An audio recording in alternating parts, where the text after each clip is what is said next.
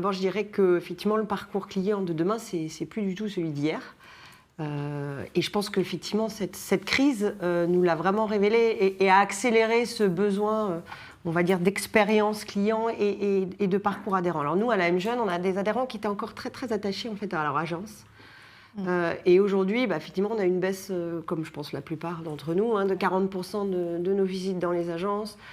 Ça a généré énormément d'appels téléphoniques, plus 20%.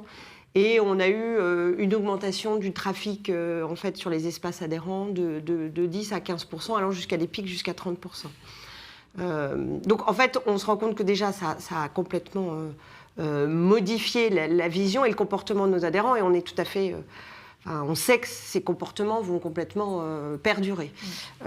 Et donc, en fait, le vrai sujet, c'est comment on retravaille un peu plus nos parcours en plus forte omnicanalité. Le parcours de demain, ça sera d'abord un parcours de personnalisation, mais un parcours de proximité, en fait.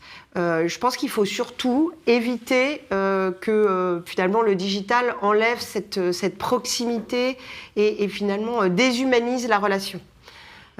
Et donc, je suis assez persuadée que finalement, cette relation adhérent, elle pourrait être pilotée par l'agence locale qui va utiliser effectivement tous les moyens et le digital avec l'omnicanalité pour pouvoir organiser cette relation qui doit rester en fait très humaine.